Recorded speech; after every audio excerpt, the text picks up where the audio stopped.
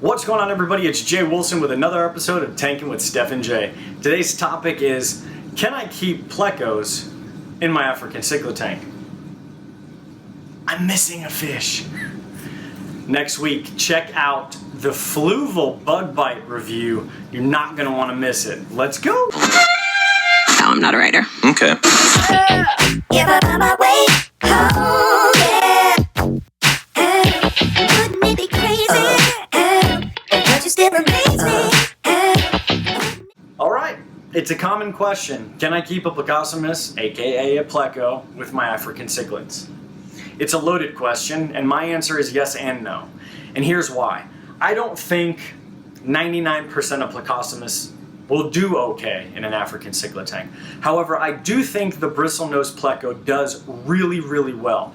Whether I know if it's thriving or living, I don't know. All I can tell you is that the bristlenose Plecostomus is the longest running fish that I've ever had. He is actually in here. I have another one as well, and they're typically behind the background and they come out at night to do their work. I've never had any aggression issues with the Africans towards them. However, I do not recommend keeping any other Plecostomus with African cichlids. And the reason being is, one, they're very expensive, and two, they're not as resilient as bristlenose, in my opinion. I've actually had bristlenose breed inside an African tank without any of the caves or the wood or anything of that nature. So I do believe they can. There is probably science to show me that no, it doesn't. I don't weigh heavy on that specific portion for the bristlenose, just because of where they're coming from now, how they are, and overall I just feel that they'll do okay. Now, on the back end, I do not think clown loaches should ever be in an African cichlid tank, period. I do not think any of the L series should be in an African cichlid tank, period. I do not think there are quite a few catfish that should be in an African cichlid tank, just because of the sheer fact that they're not going to fare too well with the aggression. But I've kept some catfish. I keep a bristlenose. They do fairly well with the peacocks. They did well with the haps. So I would say yes and no, and the yes would mean only bristlenose Plecostomus. But I'm sure I'm getting verbally abused right now from Steph. So Steph, what do you think? Plecos in African cichlid tanks? Let me hear ya. Hey guys, thanks for tuning in to Tanking with Steph and Jay. When I heard the topic for this week, I laughed and laughed and laughed. I told Jay to either expect 45 minutes of me ranting or just 5 minutes of me going, no! Okay, so Plecos and African cichlid tanks. No. No Plecos, no loaches, no Pictus cats, no saltwater fish belong with African cichlids, and there's a couple reasons why.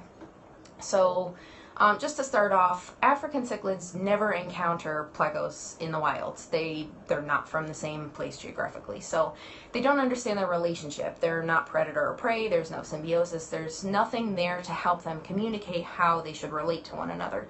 So a lot of times you'll find that cichlids will pick on the Plecos because they don't understand what they are. They may even try to eat them. They'll get lodged in their throat if they're small enough. They don't know that they have rigid dorsal spines. They don't know any of this. So it just doesn't benefit either fish when they don't understand what their relationship is.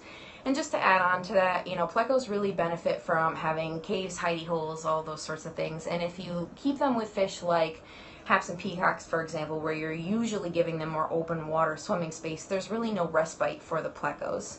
And also one other thing is that most Plecos really need to have wood available to aid in their digestive process. So if they don't have that, they're going to struggle long term with digesting their food.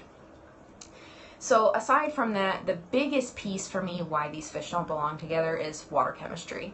Plecos come from really not an ion heavy saltwater environment, and Rift Lake cichlids have really high pH, mineral heavy, high GH, high KH.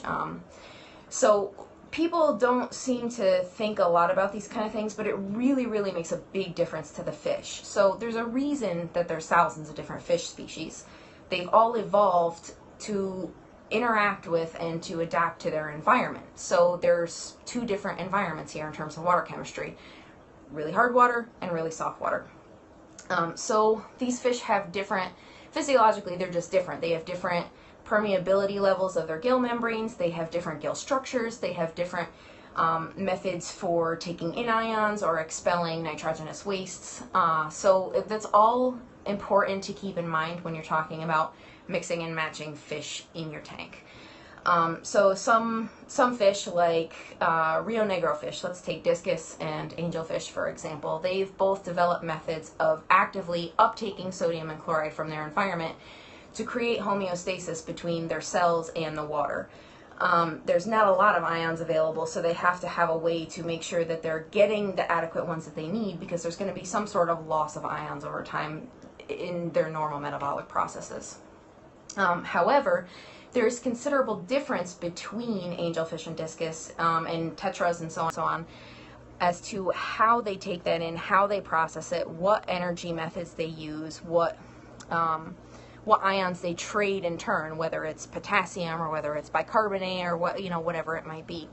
So even though these fish are from the same area, similar environment, soft water, they still have different ways of managing their environment. So if there's considerable difference between these two species in the same region, then you've got to understand that there's a very, very big difference in terms of rift lakes versus Rio Negro, for example.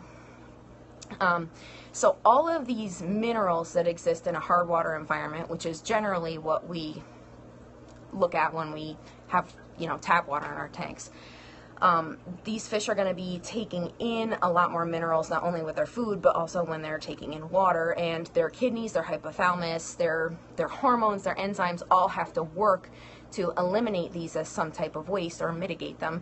And over time, these minerals can build up in their system and cause issues. Just like with people, we can have too much calcium in our system and it makes us nauseous. It affects our bones, it affects our heart.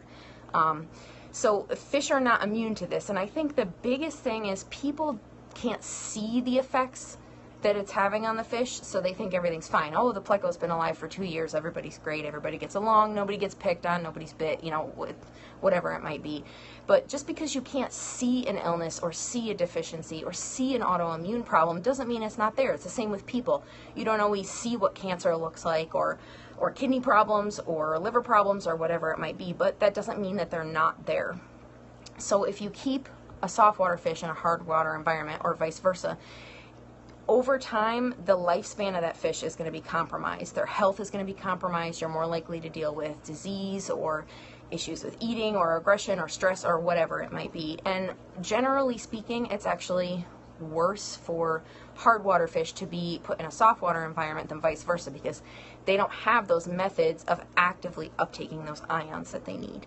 So for me, it's a no across the board. Those fish do not belong together in any way, shape, or form, and I would highly encourage you to research all the needs of your fish before keeping them. Thanks. I wish I can keep Plecos with African cichlids. You know what's next. Holla!